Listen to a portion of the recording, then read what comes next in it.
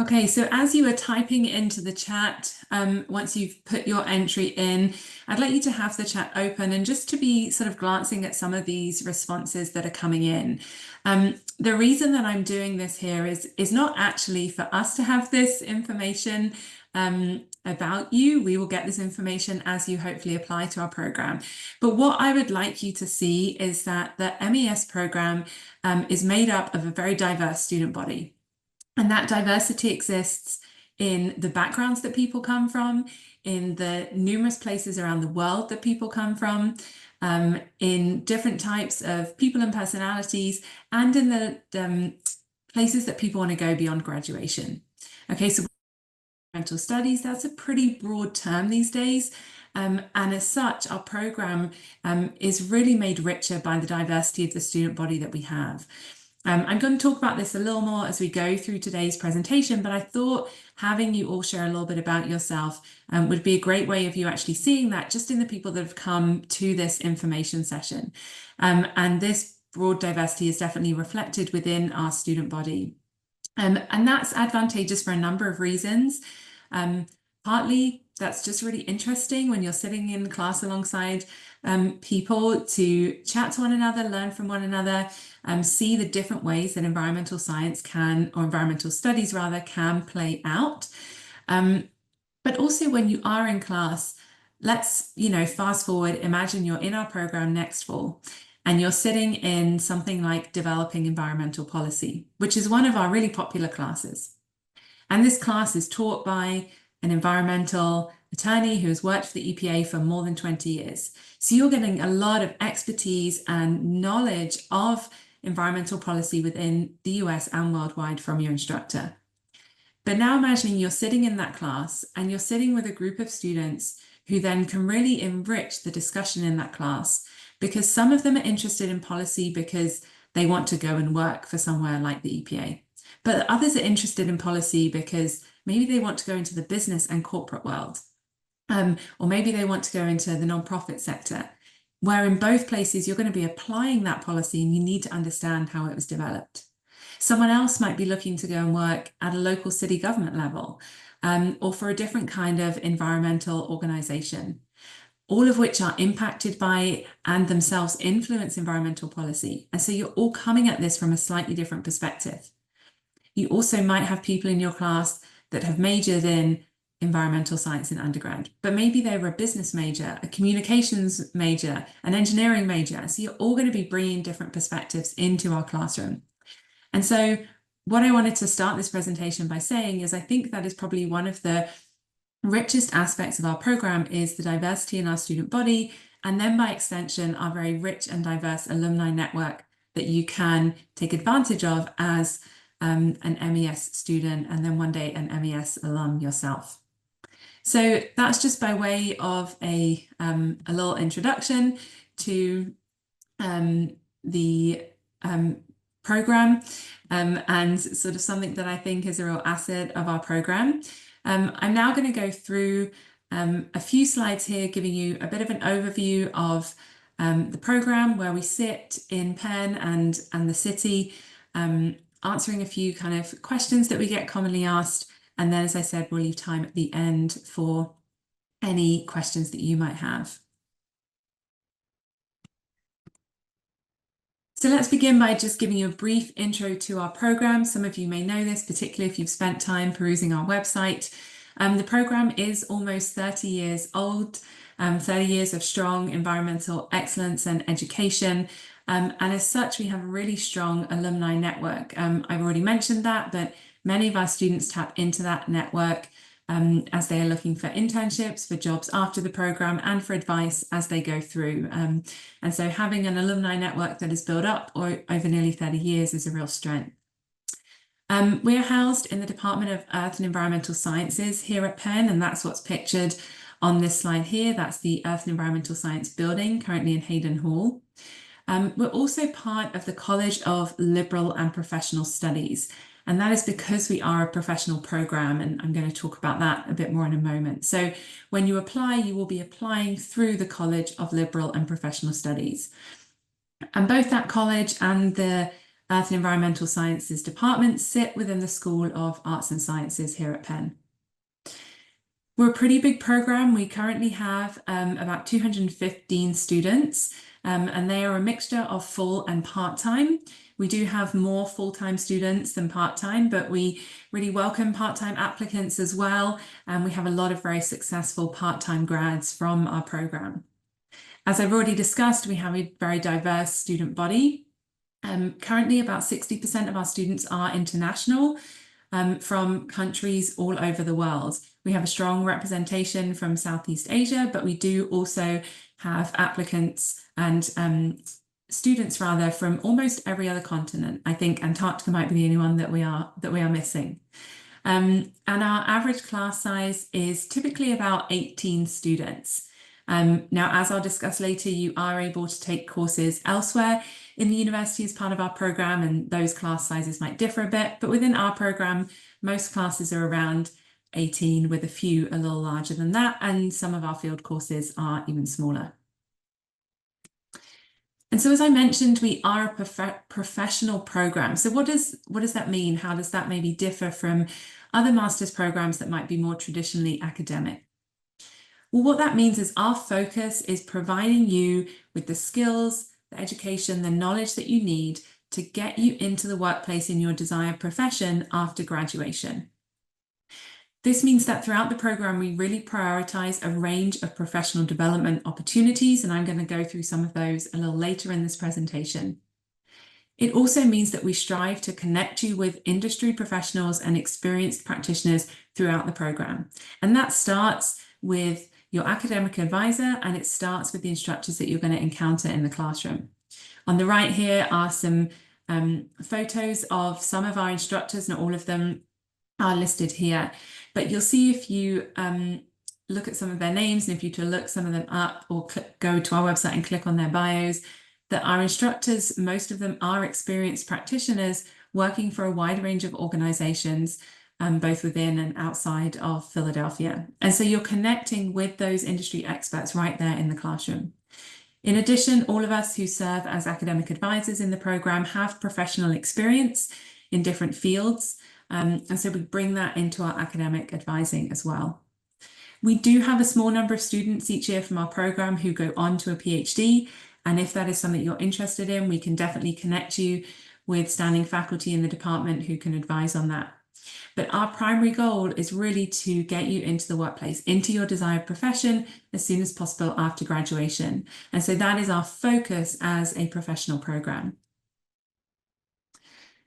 So why might you want to choose Penn, and why might you want to choose Philadelphia for this Master of Environmental Studies?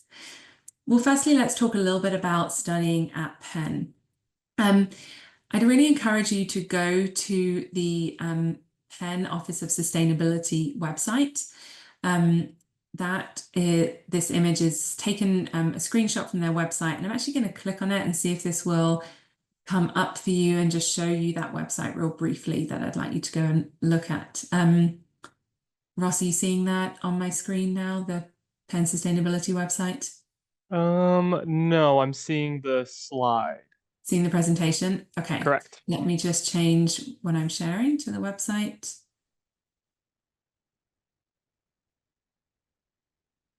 Okay, do you see the website now? Yes, I do. Great. So what I encourage you to do sometime after this info session is head over to this website here. And a section of their websites talks about all of the campus initiatives that are taking place related to sustainability, climate, and energy. So you can read a bit about the campus's climate goals, about different and sort of a summary of those. And then they have a lot of information on how much progress Penn has made so far in reducing their greenhouse gas emissions, in reducing their energy consumption, and particularly thinking about building related emissions. You can then continue to scroll down this page to see a number of different programs that exist to help achieve these goals. So when you're coming to a Master's of Environmental Studies program, I think it's really important to know that the institution you're coming to supports these initiatives and supports these goals. And so I would encourage you to go to that website at some point and take a look at those. Let's head back to the PowerPoint presentation. So in addition to the campus-wide initiatives, there are a number of other organizations and centers on campus that relate directly to environmental studies. And each year, a number of our students will connect with these centers, whether that be through internships, research opportunities, taking one of the certificates that they offer, and more. And so I've listed some of them on the right here. And I would encourage you to go and look some of those up and think about the opportunities that they might offer to you if you were to choose to study here at Penn. And in addition to these organizations and centers, there are also a number of other student groups on campus that also connect with environmental issues. And then broadening that out a little bit to think about our connections to the city of Philadelphia and the greater region. We have a number of well-established connections within the city and the greater Philadelphia area that, again, our students really benefit from, whether that be through folks from these organizations coming in as guest speakers or even teaching a class for us, internships that they offer, and more. A number of our grads also work for these organizations. And so they include things like the city's Office of Sustainability, Philadelphia Water Department. The EPA actually has their Region 3 headquarters here in Philadelphia, and other organizations that you can see listed there. Now, the image on this slide was chosen for a particular reason. This is Penn Park, and I'm not just showing it to you to wax lyrical about our wonderful athletic facilities, but in addition to being great athletic facilities, this is also actually an example of stormwater management. So a number of years ago, the Philadelphia Water Department began something called green stormwater infrastructure, so part of this Green City Clean Waters initiative. And actually the head of the Philadelphia Water Department who began that now runs the Water Center at Penn. And so there's a number of areas across Penn, one being Penn Park pictured here, that's actually designed to really control stormwater and to manage it and to funnel it through this green stormwater infrastructure so it's not overwhelming the storm and sewer water system within the city of Philadelphia. And so this is something you'll learn more about if you come to our program, but another example of how the university and the city are really closely intertwined as we try and tackle these environmental issues. So let's now talk a bit more about the program specifically. So the MES degree is a multidisciplinary approach to studying the environment. As such, we have 6 different concentrations that you can choose from in order to tailor the program to your professional goals. Those 6 concentrations are listed here. So when you apply to the program, you typically tell us the concentration you're interested in. You're not committing yourself at that stage. There's opportunity within your first year to change your concentration. But ultimately, everyone will choose a concentration, and that is one way that they can tailor the program to meet their particular goals. And so the way that this breaks down in terms of the curriculum is then throughout the program, you have to take 12 course units. There is an introductory course that everyone takes called Pro-Seminar. And this course provides an introduction to a range of environmental issues, and particularly thinking also about the innovative approaches that are being used to address them. And we bring in a number of guest speakers to this class in addition to the person teaching it. And so you're really learning from real-world experts and practitioners from the get-go. In addition, an important part of this class is a semester-long project where, with a group of your peers in the class, you will participate in a local project. This year, a number of our students are working on projects with the Water Center and the Environmental Innovations Initiative at Penn, as well as with the Energy Office within the city of Philadelphia. Last year, we worked with the Office of Sustainability in Philadelphia. The year before that, our students developed a climate action plan for a small nearby town that didn't have one. And so those are the types of projects that we want to get you engaging with in your first semester here to really give you that real world experience from day one. The second is our capstone course. This is a prep course to develop your capstone research ideas and develop your research skills. And you will complete the course with an approved capstone proposal. And you then spend about most of the second year in the program working on that capstone project. So in addition to the 12 courses, a capstone project is the other requirement of our program. And alongside this capstone course, everyone will take a research methods course. This is a course of your choosing that allows you to develop different skills and develop knowledge that you will need to complete the research methods part of your capstone. And so students have taken a wide range of courses to fulfill this requirement depending on their specific capstone projects. And then in addition to these three sort of core courses, we have 4 foundation and 5 concentration courses. So the foundation courses are those that are outside of your concentration, but they are within our department. And this allows you to develop a strong and broad foundation in environmental studies. So maybe your concentration is in environmental policy, and that's fantastic. You want to go into some kind of environmental policy career. But to do that and to be effective in that career, it's important that you have a broad foundation in environmental studies, and that's what these foundation courses will provide. And then alongside that, you take 5 courses in the concentration of your choice. These can be taken both within and outside of our program, and this is where really you can build a lot of flexibility into your degree. And you can take advantage of the wide range of academic expertise at Penn, taking courses in the business school, the law school, the design school, and many more. In addition to our MES degree program, we offer a number of dual degrees within the university. I've just taken a screenshot here of the dual degree section of our website. If you think you might be interested in that, please go to this website and click on the dual degree that you're interested in, and it will take you to a page that explains much more about that. In terms of the requirements to fulfill that dual degree, typical timelines. It will also provide you a link to our dual degree partner website so you can learn more about their program. One of our dual degrees that's a little bit unique is the multi-master's degree in international environmental management. And this is actually done in partnership with Paris Means Tech, a university in Paris. And the picture on the left is from the student cohort of that from last year. And so there are a few MES students in that picture who were able to spend a year in Paris as part of that program. You can apply to a dual degree program when you apply to Penn. You would apply to both our program and the partner program. Or you can start as an MES student and then decide to apply to one of these programs as you make your way through the MES degree. And then to sort of add another layer to things that you can add to your MES degree, we also have a number of certificate programs. So these are sort of not quite a dual degree, but add a little bit more to the MES degree. So let's say, for example, you don't want to do the dual degree with the Master in Law, but you do want some legal experience. Maybe you want to go into policy work and that legal experience would be really beneficial.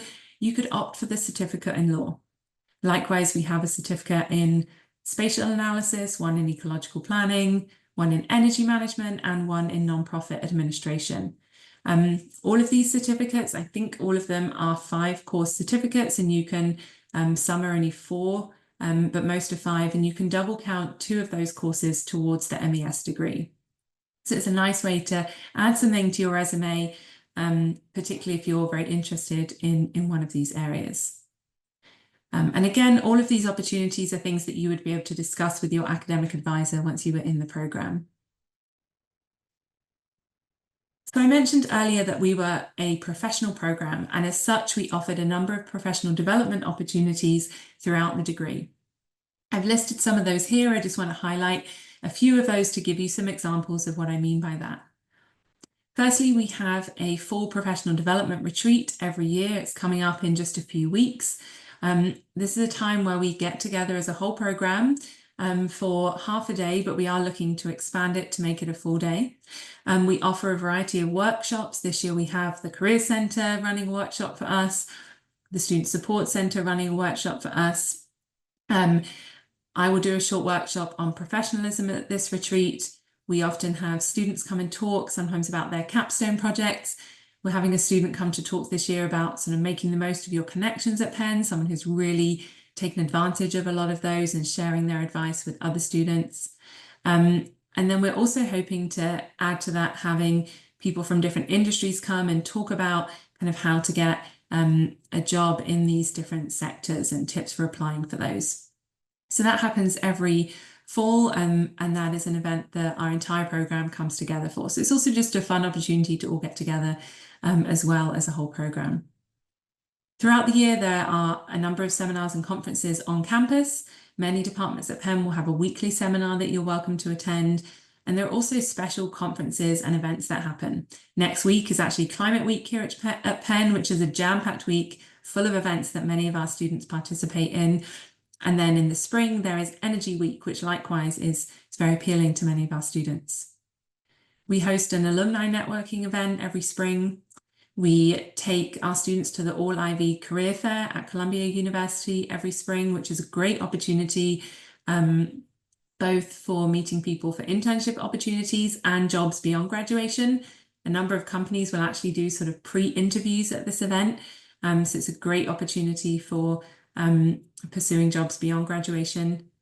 We host our own graduate research conference every year where graduating students present their capstone research, and we have a number of local groups from Philadelphia come to that event as well. As a program, we provide funds if you wish to go and present at conferences off campus, and we also provide the funds towards some certifications. At the moment, we have some students that are about to start working through the Lead Green Associate certification. So I'm probably forgetting one or two things here that we do, but just an example of a number of the professional development opportunities that we try and provide for you as a professional program. And then something else that we really try to foster is a strong sense of community among our students. We have a big cohort, but that doesn't mean that you can't get to know a lot of people and make some really strong friendships and good connections that will last you beyond the degree. To that end, we host a monthly coffee hour where we invite all of our MES students plus some of the grad students from the wider department. Our department hosts a Wednesday lunchtime seminar where different people from the department present, and we have some of our MES students present at that. So that's a great thing to do. Maybe if you're going to a conference and you want to try out a presentation. LPS, the College of Liberal and Professional Studies that I mentioned we're a part of, have a student government, and there are MES students on that student government. That's something else you can get involved with. And there are a number of other clubs that you can join on campus. I'm not going to list them all now, but do explore the Penn website and see what other opportunities are available. And so, of course, if you're coming into a professional program, something that a lot of you are probably thinking about is, where are my opportunities to get an internship? What opportunities are there to engage in some research? And so while this practical training is not a formal requirement of our program, we do strongly encourage people to pursue some kind of practical training while they are taking the MES degree. As such, there are a range of research and internship opportunities available, both on and off campus. Earlier, I listed a number of organizations on campus that connect with our program, and most of them offer internships each year that typically go to MES students. And as a program, we support you as best we can, providing connections in the city. Again, I mentioned a number of organizations that we're well connected with. We connect you with our strong alumni network. A lot of people have got internship opportunities through that. And we send out a weekly announcement where we advertise any internship or job opportunities that we are aware of. The career services at Penn are also really excellent, and they have a division of the career service specifically for master's students. And so that's another way that you can find out about different opportunities. And they also provide a number of resources to support you with writing your resume, preparing for interviews, and more. And I wanted to highlight here as well that there's always the option to connect a research or internship experience that you've had to your capstone. And we often see students doing really well when they take advantage of that. So that's also something that we encourage through the program. Now, I realize that not everyone on this call is an international student, but I just wanted to mention a few considerations for our international students that are here. And I'm happy to talk about this in more detail with those of you who are international. But just so you know, all of the concentrations within our program are STEM designated. And this means that for internships, there is CPT or curricular practical training available after you've completed your second full-time semester.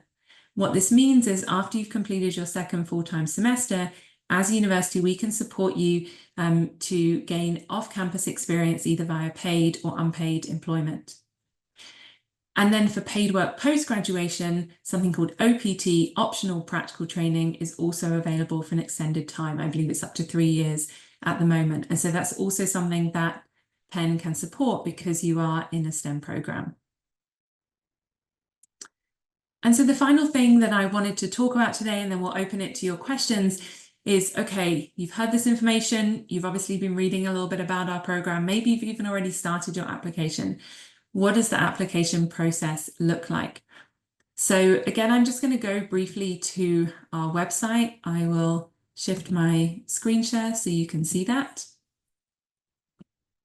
And if you haven't encountered this portion of our website yet, that would be my first suggestion for you to go to this and make sure you're aware of all the requirements and deadlines to graduate, to apply. Sorry, wrong end of the process. So you can see down here how we evaluate your application. So we look at your undergraduate academic record. We do look at any work experience you might have, whether that's an internship or post-graduation work experience. We look at your reasons for choosing our program. Why do you want to be in this program? Where do you want to go afterwards? We look at your letters of recommendation. And if English is not your first language, then we do ask for a TOEFL or IELTS score, and that is taken into consideration as well. So some important dates for you. Here are the deadlines for spring and fall admission for this coming year. So our international application deadline for spring was last week. The regular deadline is November 1st. That distinction is just there purely to allow us to go through the international applicants first so that they have time to get their visas in place for the spring. So it's a pretty tight turnaround. For the fall, there's just the same deadline for everyone, whether international or domestic. Our priority application deadline is December 15th, and our regular deadline is April 1st. What this means is after December 15th, we will take a look at all of the applications for fall that came in before that date. We'll review all of those applications. We will interview those that we are seriously considering making an offer to, and we will make those offers. This means that potentially our program could fill a lot of the spots with those people who have applied before the priority deadline. You can totally apply up until April 1st, but if you want to be guaranteed to be considered within that first round of applications, then you should get your application in before December 15th. Below, you'll see all the materials that you will need to upload. Again, if you're an international student, please make sure that you have the English language requirements in, and that you also do what is required to translate any transcripts from international schools through WES. And again, the details are all here. And so then it breaks it down, each of the components of the application into what is required. And again, there's that note on international transcripts. If you are an international applicant, please take a look at that, because it can sometimes take WES up to 8 weeks to get that transcript to us. So you want to do that as soon as possible. And I think, yeah, it says that 8 weeks in advance of the deadline. So I'm just going to go back to the PowerPoint and just mention 2 other things here for your information. Typically, you will hear within 3 weeks of the deadline if you've been invited to interview. We interview everyone that we are going to make an offer to. And so within 3 weeks, you'll know whether your application has been successful and is proceeding to interview or not. If you are interviewed, you will then typically hear within 1 to 2 weeks on a final decision whether you've been admitted to the program or not. So just to give you sort of a time frame that you should be expecting to hear from us in after the application deadlines. And just note that these timelines are after the application deadline, not after you get your application in. So you might submit your application for the fall this week. That's great, but we're not going to look at it until December 15th. So just keep that in mind, that you'll hear within a certain number of weeks of the application deadlines. Okay, so I'll turn it over to you in just a minute here for your questions. Just so you know, if you haven't spent much time on our website yet, if you scroll down to the bottom of our homepage, you see the screenshot that I've shown you here. In the bottom right, you can click on that to request information and ask questions to us. Hopefully you have already seen this because you showed up for this virtual information session today, which is the middle banner there. I also wanted to point out what you see here on the left, the MES Virtual Cafe. The first Tuesday of every month, one of our academic advisors hosts an informal online chat. You can drop in anytime from noon to 1 p.m. And if you have any further questions about the program or the application process, they will be able to answer those there. In addition, you have my details there. I've also given you the details of Ross, who's on this call. He's our administrative coordinator. Typically, if you send in questions, they will go to Ross first. But if there are specific things that you want to contact us directly about, then feel free to do so. Okay, I'm going to stop sharing my screen now and then hand it over to you guys for questions. So let's first look and see if there's anything in the chat that needs addressing. And if not, feel free to unmute your mic and ask away. The Okay. only question that I've answered a lot of them Great. via the chat. The only one that I thought we might want to discuss out loud is the one that I've saved that says it was asking about the average age of an incoming student and how the MES program perceives people who have just recently graduated from undergraduate programs. Okay. I can't, do you know where that question is? Or I guess I can just, In the Q&A, it should say open. I'm not sure oh, if in you're the able to see queue. that. Yes, got it. Great. The other Okay. one. Okay, great. Okay, thank you for the question. How do we perceive people who have recently graduated from undergrad programs? Very well.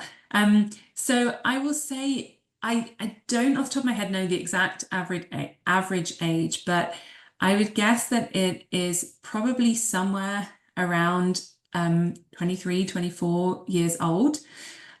We do have a number of students that do come to us straight from undergrad, and then a number who have worked for a few years and then come to us either because they've realized they want to change direction in their career or they want to build and develop their skills, maybe in order to get a promotion at work or to advance in their career somehow.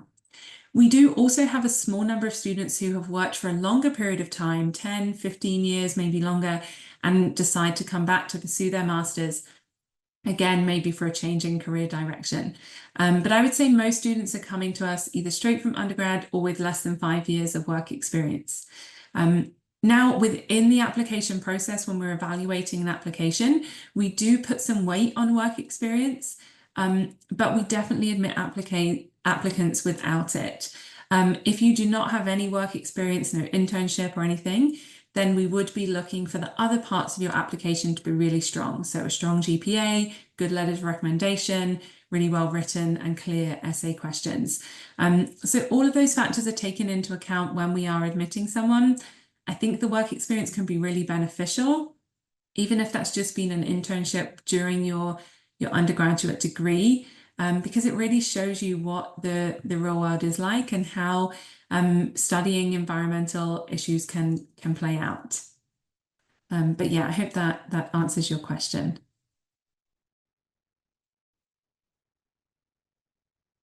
Okay, I see something else. Okay, these are in the Q&A.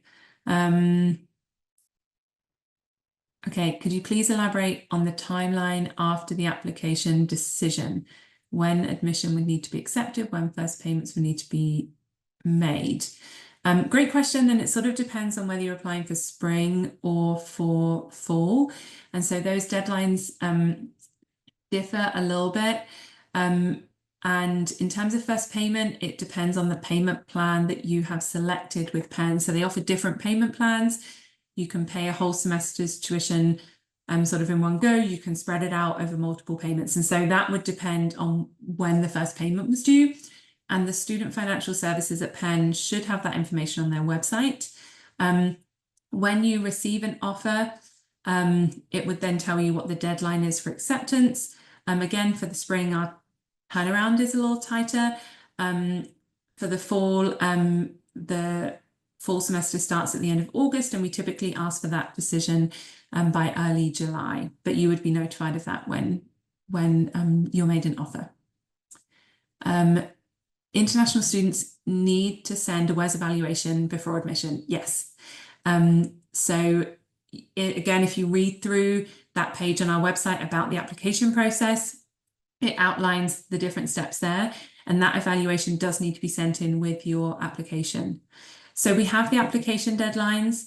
We then give everybody up to a week after that deadline to get all your documents in. So your application has to be submitted by the deadline, but we do provide a little bit of a buffer there for you to get documents in, because I know occasionally you might be waiting for a letter of recommendation from someone or waiting for your WES evaluation, but that does need to be in then within that week time frame after your application deadline. I think, Ayana, I answered your question already in answering Tim's question in terms of confirming attendance. What is the general acceptance rate of applicants, or what are some specific things you've seen in good candidates versus the one you don't think are ready? That's a great question. So last fall, we a little over 50% of the applications that we got. And then of those offers, I think about 2/3 of those people accepted those offers and chose to come to Penn.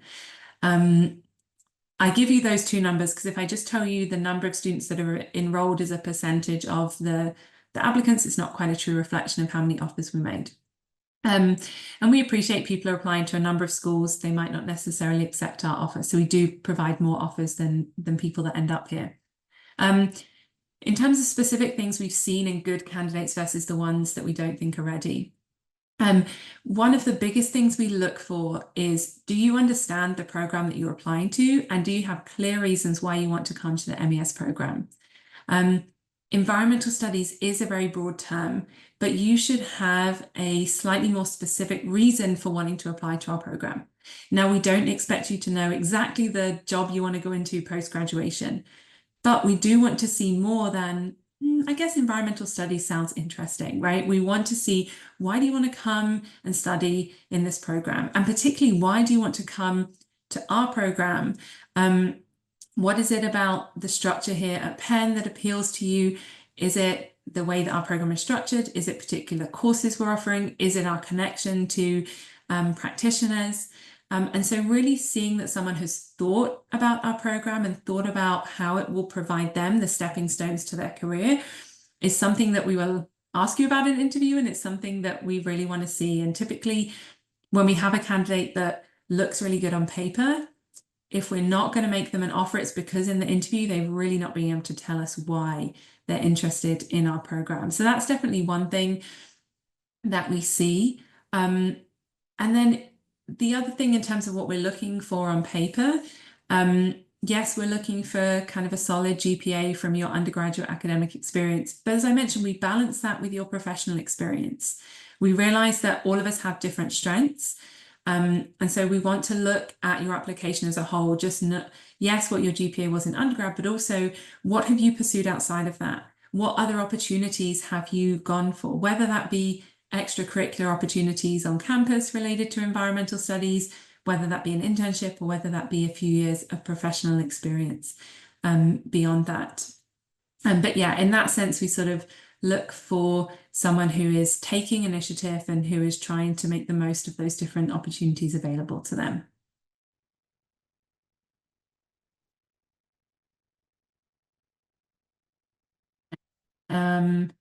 For folks who've been working for 10 to 15 years and are looking for a career change, it may be difficult to obtain letters of recommendation. I mean, I'd look for a letter of recommendation from your current employer. Okay, your letter of recommendation doesn't necessarily need to be from someone who works in environmental studies. When we're looking at your letter of recommendation, we're looking for someone who can speak highly of you, can talk about your, if it's a professional recommendation, your work ethic and how you operate in that professional environment. And for someone who can talk about your suitability for graduate studies. They don't need to be an environmental specialist in order to do that. So if you're coming from a different background, I would definitely obtain letters of recommendation from your current employers or maybe a previous employer who can talk about you in a professional setting and talk about your suitability for grad school. I see a question about a good response to the essay questions. Well, I'm not going to tell you what to write, but I think that what we talked about a little bit earlier in terms of really demonstrating your understanding of our program is important. We're looking for authenticity. So when we ask you, how did your interest in environmental studies develop? Be authentic in your answer to that question. And then when we're asking about what curriculum you might want to pursue in our program, we don't expect you to know every course you want to take, but we want to see that you've thought about the program. We currently don't place a word limit on our essay questions, but I would say if you're writing more than sort of half to 2/3 of a page per question, then you're maybe being a little verbose and you could cut that down a little bit. What is the role of... Before we move on to that one, Yeah. do you mind? We have a student who's trying to raise her hand, Oh, and sure. Josephine. Yeah. yes, I'm not sure if that actually worked. I'm trying to allow to talk. Hi, Josephine. Okay. Okay, hi, good afternoon. Okay, so my question is, you spoke about the course being STEM, and I wanted to ask, is it really like deep STEM or just a surface? You don't have the theoretical part? Oh, I think you might have got cut off, but you were asking about how STEM our STEM program is, Yeah, maybe is sort of... yes. Like my question is, you said the course is a STEM designate, but it's Mhm. like on the page, it doesn't really shows that it's STEM designate. And I wanted to ask, is it like deep into STEM, or like you have some concentration that is not more of STEM? Yeah, I see your question. So what I would say is within each concentration, the courses really vary. So you may take some courses, and this actually kind of ties in with a question I see in the Q&A there about the role of the humanities in the program. And so you will take courses that do have much more of a kind of social science focus, but each of our concentrations is designated as STEM because in order to fulfill that concentration, there will be at least a few classes you take that will be more traditionally STEM. We do try to make sure that our program is not too technical because we realize people are coming from a wide variety of backgrounds. And if there is a course such as, I'm thinking about our water resources course that does delve into a little bit of hydrology, that is introduced very gradually with an awareness that people are not necessarily coming from that type of background. So yes, there is definitely STEM content in a lot of our courses.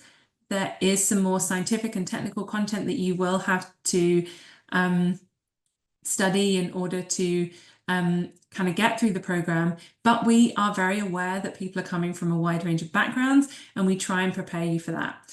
It's part of the reason we have anyone coming into the program take our intro pro-seminar course, because that kind of gets everyone up to speed on some of these basic scientific concepts that would be required to then go into some of the other courses throughout the program. So it's really very course dependent, but yes, to go through the program, some of the courses you take will have to be more traditionally STEM. And in line with that, there's a question from Francis about the role of the humanities in the program. It's definitely brought in. We have a lot of courses that come at it from a social science perspective. And we also really try to prioritize courses that cross that boundary, that are very interdisciplinary in nature, and that discuss kind of core scientific issues alongside the role of people and places and societies and structures in addressing those environmental issues. That's the advantage, I think, of having a lot of practitioners in our program, is that they are able to give you that real world example where they can actually show you, okay, yes, we can learn the science and we can learn the theory, but how does this play out? What does this mean in the real world? And then you said, as a program that isn't necessarily in hard sciences, what non-academic careers have grads gone into? So I would say about 95% of our grads go to non-academic careers. Most of them are not going into an academic career. Again, not that that isn't possible. We definitely have people who do, but most are not going into academia. And I could probably sit here for 20 minutes listing the number of places that our grads go. So We have people going into things that you might expect a bit more, like going to work for the EPA, going to work for local government, going to work for nonprofits.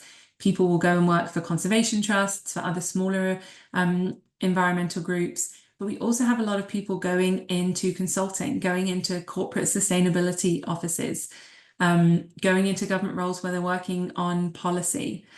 So it really is very wide ranging, and that is only increasing as our student body grows and the diversity of those students grow. And then, do I have any recommendations for interview prep? Read the website. Make sure you know the program you're applying to. I think I've said this about 5 times now, but that really does come across in an interview if you know and understand the program or not. And personally, you know, if you're applying to a master's program and if you're going to give up the time and money that it takes to pursue a master's degree, you should know what you're getting yourself into. So I would say go through the website. We have some great sections on the website that talk about stories of past grads. Have a look at some of those, see where people have gone. And also spend a little bit of time thinking about where you might want to go after the program. Like I said, you don't need to have a really super clear answer, I want to go into this specific job, but have an idea of where you might want to go, and then think about how the MES program will help you get there. What is it about our program that will provide you those stepping stones to get to the program? Okay. I think that's everything that I can see in this chat here. If I'm missing a question, please alert me to that. We have a question in the chat from Devon asking if they are admitted, how many classes should they take? If they're admitted, how many classes should they take? Yes. Okay. It Once you're enrolled in the program. Okay. So it depends if you're going part-time or full-time in the program. So full-time students will complete the program in 2 years. Part-time students have 4 years to complete the program. So if you are a full-time student, you have to take at least 3 classes per semester. You can take up to 4. So that would be 3 classes in the fall, 3 in the spring. We do offer some summer classes. Summer semester is very optional. We appreciate that many of you are going off to do internships and other things, but some people do choose to take a summer class. And you can be a lot more flexible over the summer with how many you take. And that applies to both international and domestic students. If you're an international student, you have to maintain a full-time status in the fall and the spring. So that's a minimum of 3 classes. If you're a domestic student, you have the flexibility to be part-time in the program. So you could just take 2 classes in a semester. We do have students that have sometimes just taken 1 class in a semester, but we do like you to keep to that 4-year deadline as a part-time student. So, you know, you might need to trade off some 1-course semesters with 2-course semesters to make sure that you hit that 4-year deadline. So that's a little bit of a waffly answer, but it's because it is so person dependent, and whether you're coming in as full-time or part-time, and whether you want to take classes over the summer or not.